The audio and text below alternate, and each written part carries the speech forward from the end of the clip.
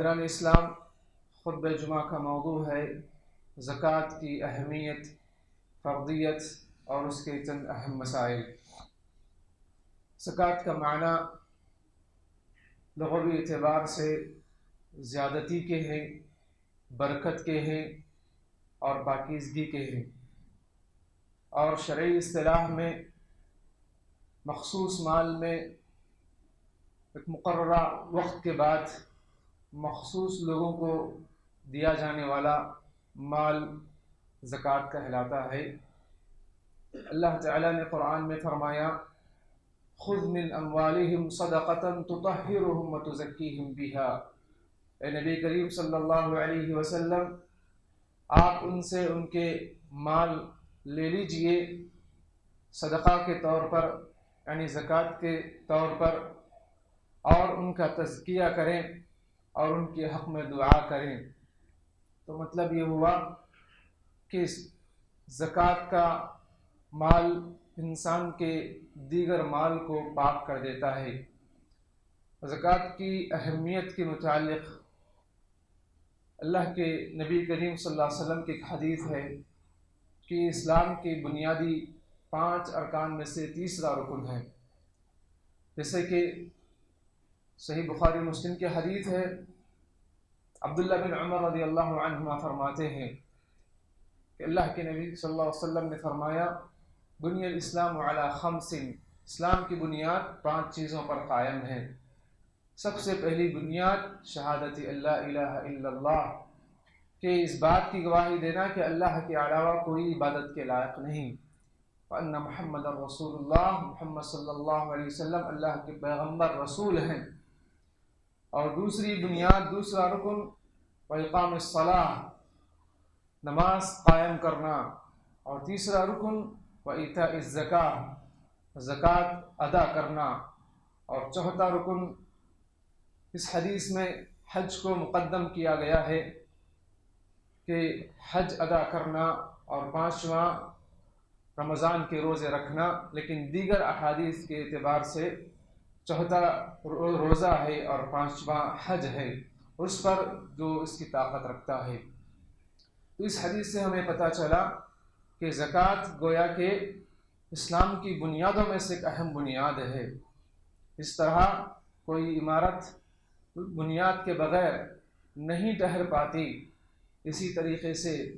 زکوٰۃ ادا کیے بغیر اگر اس پر فرض ہو جائے تو مسلمان باقی نہیں رہتا۔ تو زکوٰۃ یہ مالی عبادت ہے، جس طرح نماز یہ بدنی عبادت ہے۔ نماز پڑھے بغیر کوئی مسلمان نہیں رہتا، اسی طریقے سے زکوٰۃ ادا کیے بغیر کوئی مسلمان نہیں رہتا اگر اس پر زکوٰۃ فرض ہو جائے۔ اسی لیے حضرت ابو بکر صدیق رضی اللہ عنہ فرماتے ہیں، جب ان کے دور خلافت میں لوگوں نے زکوٰۃ ادا کرنے سے انکار کر دیا، کہا کہ اللہ کے نبی صلی اللہ علیہ وسلم کے دور میں زکوٰۃ ہم نے دے دی ہے، اس کے بعد ہم سالانہ زکوٰۃ نہیں نکالیں گے، تو کہا کہ واللہ لو منعونی عقالا لم یودونہ، کہ اللہ کی قسم اگر وہ ایک عقال بھی، ایک رسی بھی اگر وہ زکوٰۃ میں نہیں دیتے ہیں جبکہ وہ پہلے دیا کرتے تھے، تو میں ان سے جہاد کروں گا، لَأُقَاتِلَنَّهُمْ مَنْ فَرَّقَ بَيْنَ الصَّلَاةِ وَالزَّكَاةِ، اللہ کی قسم میں ان سے جہاد کروں گا جو نماز اور زکوٰۃ کے درمیان فرق کرتے ہیں۔ تو گویا کہ اللہ تعالیٰ نے جہاں پر بدنی عبادت کا حکم دیا، وہاں پر مالی عبادت کا بھی حکم دیا ہے، اور اللہ عز و جل جہاں پر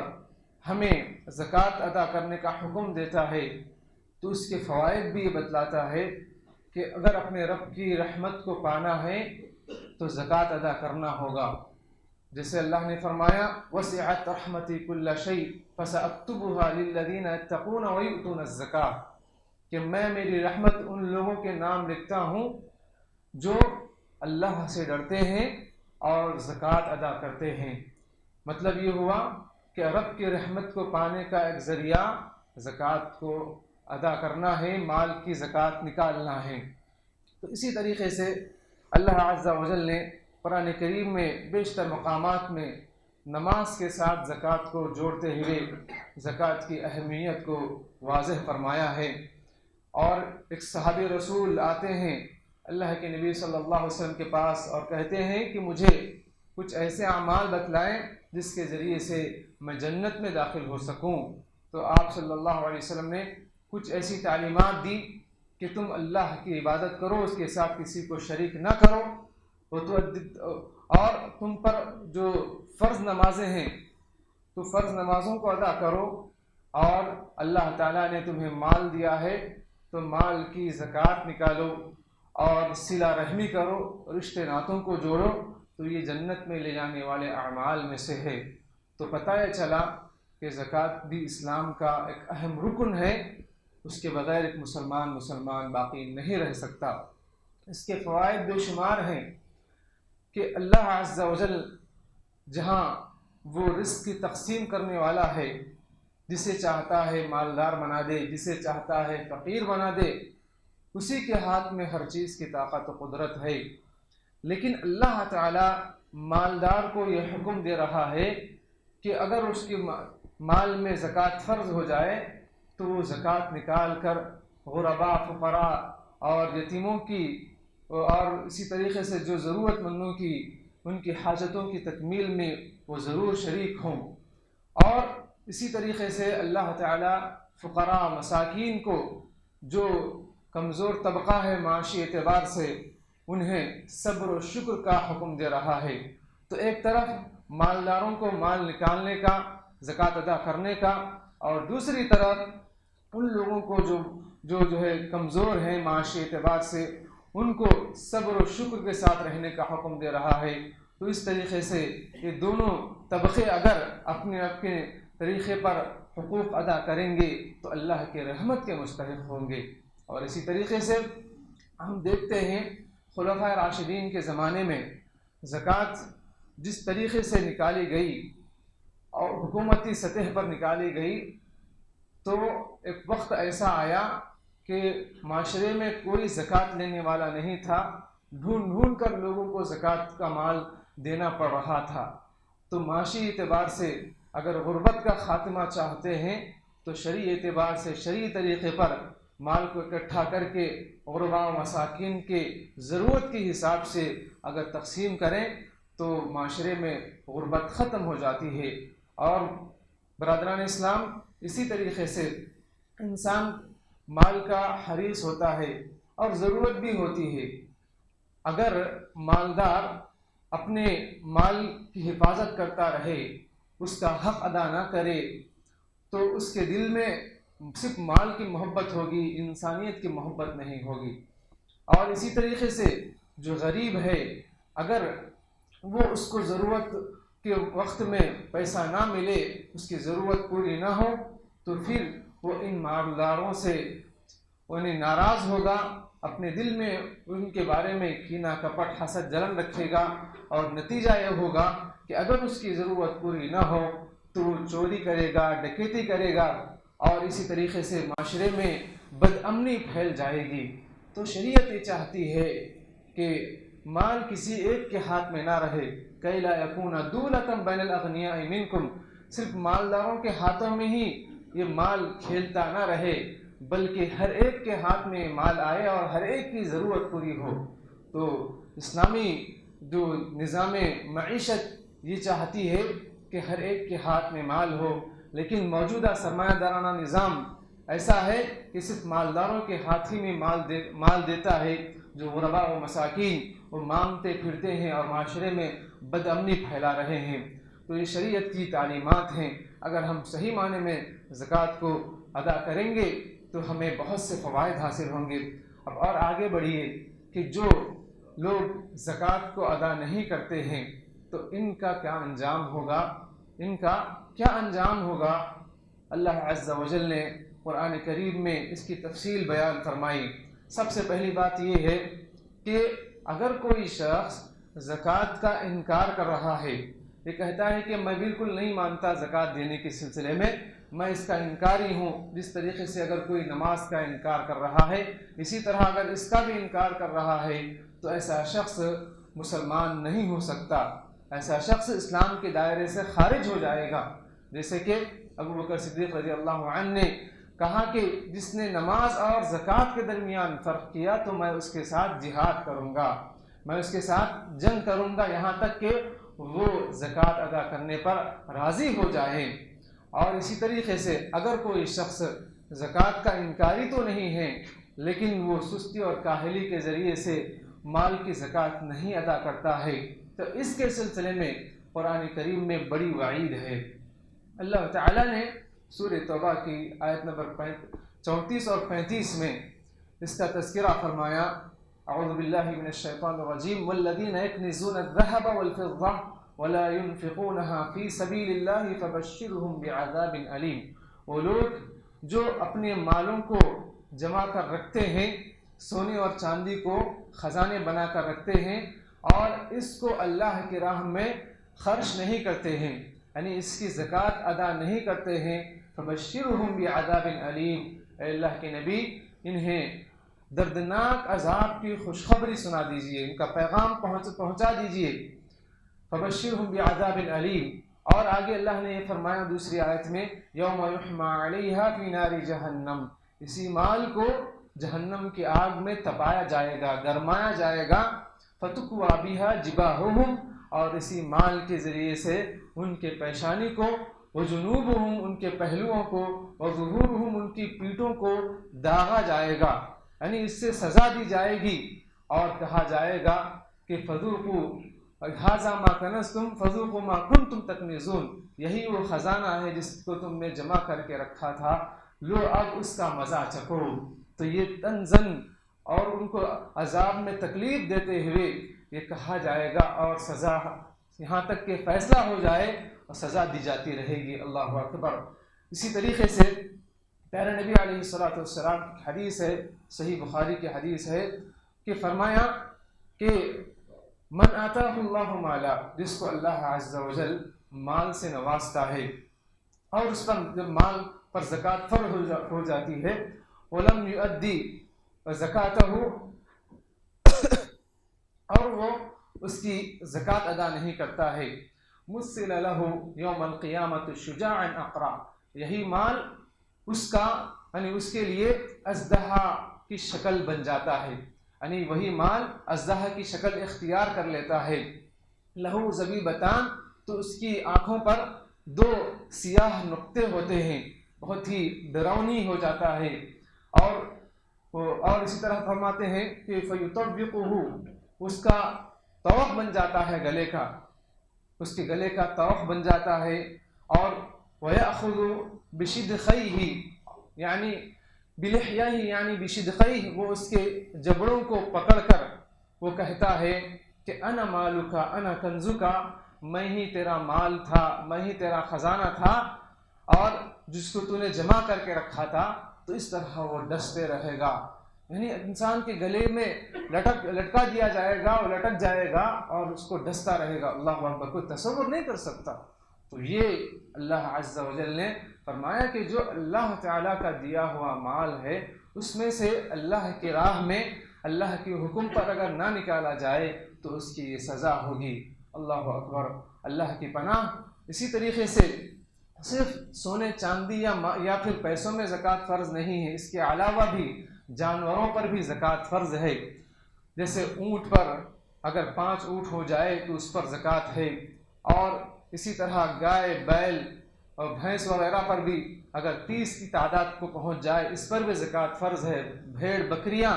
تو ان پر اگر 40 کی تعداد کو پہنچ جائے تو اس پر بھی زکوٰۃ فرض ہے۔ تو اس کے زیادہ جتنے بھی بڑھتے جائیں گے، شریعت کی جو قانون کے حساب سے اس کو اگر نہ نکالے تو یہ جانور بھی اس دن قیامت کے دن اس کو تکلیف دیں گے، جیسے صحیح بخاری ہی کی حدیث ہے کہ فرمایا اللہ کے نبی صلی اللہ علیہ وسلم نے کہ اگر کسی نے جانوروں کی زکوٰۃ ادا نہیں کی تو وہ جانور یعنی وہ بیل یا وہ اونٹ یا وہ بکریاں وہ کل قیامت کے دن اس آدمی کو جس کا مال تھا اس نے اس کی زکوٰۃ نہیں نکالی تو اس کو اپنے پیروں سے رونتے ہوئے جائیں گے، جتنے ہوں گے اس کے، تو جب پورے ختم ہو جائیں گے تو پھر دوبارہ ان کو پلٹایا جائے گا، پھر آتے رہیں گے اور ایسے ہی اس کو رونتے رہیں گے یہاں تک کہ اللہ تعالیٰ بندوں کے درمیان حساب ختم نہ کر لے۔ تو یہ اس کو قیامت کے دن تکلیف دی جاتے رہے گی۔ اللہ کی پناہ، اللہ اکبر۔ تو ایسے سزائیں شریعت میں ہیں، چونکہ یہ اللہ کا قانون ہے، جو اللہ کے قانون سے بغاوت کرتا ہے تو اللہ تعالیٰ اسے ایسی ہی سزا دیتا ہے۔ اب آئیے کن زکوٰۃ کے جو کچھ اہم مسائل کی پر روشنی ڈالتے ہیں کہ زکوٰۃ کن مالوں پر فرض ہوتا ہے۔ تو زکوٰۃ 4 قسم کے مالوں پر فرض ہوتا ہے۔ سب سے پہلے سونے اور چاندی پر، اور اسی کے حکم میں روپیہ، پیسے وغیرہ ہیں۔ اور دوسرا جانوروں پر، بہیمۃ الانعام پر بھی زکوٰۃ فرض ہے۔ اور تیسرا مال تجارت پر، جو انسان تجارت کے لیے جو مال خریدتا ہے، اس کو خرید اور بیچ کر کاروبار کر کے پیسہ کماتا ہے، تو اس پر بھی زکوٰۃ فرض ہے۔ اور چوتھا مال، وہ جو کھیتی باڑی کے ذریعے سے اناج اگاتا ہے، تو اس اناج پر بھی زکوٰۃ فرض ہے۔ تو اس طرح 4 چیزوں پر زکوٰۃ فرض ہوتی ہے۔ تو سب سے پہلے ہم سونے چاندی اور روپے پیسوں کے بارے میں جانتے ہیں کہ اس کا کیا نصاب ہے۔ شریعت نے بتلایا ہے کہ اگر سونا ہے، خالص سونا، اگر اس میں ملاوٹ نہ ہو، تو خالص سونا اگر 85 گرام اگر ہو جائے تو اس پر زکوٰۃ فرض ہو جاتی ہے۔ اور اس کے بعد جتنا بھی اس پر بڑھتا جائے تو ان تمام یعنی سونے پر زکوٰۃ فرض ہو جاتی ہے۔ تو پہلی شرط یہ ہے کہ نصاب کو پہنچنا، اور اس کے بعد دوسری شرط اس میں یہ ہے کہ 1 سال گزر جائے، یعنی آج آپ نے اب خریدا ہے تو پھر آنے والے سال آج اسی وقت زکوٰۃ فرض ہوتی ہے۔ تو اس وقت تک اگر آپ کے پاس موجود ہے، اگر موجود نہیں ہے یا آپ نے اس میں سے بیچ دیا ہے، نصاب سے کم ہو چکا ہے، تو زکوٰۃ فرض نہیں ہے۔ پھر اس پر جو ہے 1 سال نہیں گزرا ہے تب بھی فرض نہیں ہے، تو رمضان کا انتظار کیے بغیر جب بھی اس پر جو ہے سال گزر جائے اور نصاب کو پہنچنے کے بعد تو اس پر جو ہے زکوٰۃ ادا کرنا ہوتا ہے۔ اور اسی طرح چاندی کا بھی معاملہ ہے کہ 595 گرام اگر چاندی ہے یا اس سے زیادہ ہے تو اس پر بھی جو ہے زکوٰۃ فرض ہے، اور اس پر بھی 1 سال گزر جائے۔ تو یہ نصاب ہوا اور اس کا حولان حول اور وقت ہوا۔ اب ادا کرنا کتنا ہے؟ اس کا 2.5% ادا کرنا ہے۔ جیسے 1 روپے میں 2.5 روپے جیسے ادا کرتے ہیں، تو اس طرح پورا مال، پورا جو ہے سونا یا چاندی کو اس میں سے جو 2.5% ادا کرنا ہے۔ علماء نے اس کا ایک آسان طریقہ یہ بھی بتلایا ہے کہ اس کو جو ہے 40 حصوں میں تقسیم کیا جائے۔ یعنی جیسے مثال کے طور پر اگر یعنی 400 روپے 40 حصے جیسے 40 روپے جیسے ہے، تو اس میں سے 2.5% کتنا بنتا ہے؟ تو یعنی کوئی بھی مال کو 40 حصوں میں تقسیم کر کے اس کا جو 2.5% ہے وہ ادا کر دیں، یا پھر جو ہے مکمل مال کو 100 کے حساب سے اس کا 2.5% جیسے ہوتا ہے وہ ادا کر دیں۔ اور اسی کے حکم میں پیسہ ہے، روپیہ ہے اور ڈالرز ہے، جو بھی ہے، تو اس پر بھی جو ہے یعنی اگر سونا یا چاندی کی نصاب کو پہنچ کر اس پر بھی 1 سال گزر جائے اور 1 سال تک آپ کے پاس باقی رہے تو پھر اس پر بھی اتنا ہی جو ہے 2.5% ادا کرنا ہوتا ہے۔ تو یہ یعنی سونے چاندی وغیرہ کا جو ہے حساب ہوا۔ اور اسی طریقے سے کچھ لوگوں کو قرض کے سلسلے میں بڑی پریشانی ہوتی ہے کہ اگر قرض ہے تو کس طرح زکوٰۃ ادا کریں۔ تو جب ہم دیکھیں کہ جو ہے زکوٰۃ فرض ہو گئی ہے، پیسہ بھی ہمارے پاس موجود ہے، تو جو ہے یعنی کچھ پیسہ اس پر زکوٰۃ فرض ہوئی اور کچھ پیسہ اگر آنے والا ہے اور آگے والا وعدہ کر رہا ہے کہ میں دوں گا، یا ہے کہ آپ کورٹ کے ذریعے سے یا کسی اور وسیلے سے وہ پیسہ لے سکتے ہیں، تو اس کو بھی جو ہے آپ اپنے حساب میں شمار کر کے تو پورا مال کا 2.5% ادا کریں گے۔ اور اگر وہ جو قرض آپ نے کسی کو دیا ہے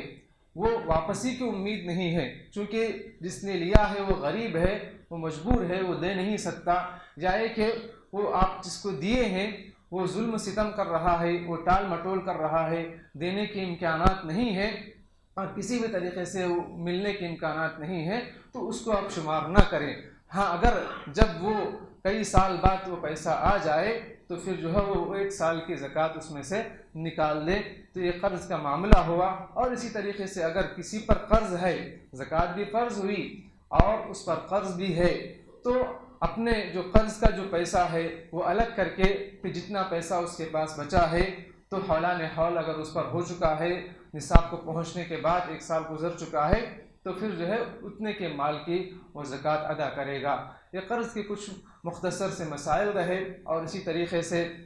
سامان تجارت اگر کسی کے پاس ہے، یعنی کسی کی دکان ہے یا پھر کسی کے پاس گاڑیاں ہیں جو خریدتا ہے بیچتا ہے، یا اسی طریقے سے کوئی بھی چیز ہو یعنی جو سامان تجارت، تو اس پر بھی جو ہے زکوٰۃ فرض ہے۔ جیسے کہ اگر یعنی سال گزر گیا خریدنے کے بعد،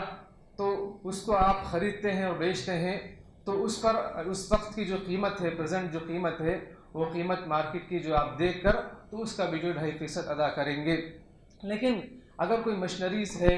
یا پھر جو ہے الماریاں ہیں یا ایسی چیز جو آپ بیچتے نہیں ہیں،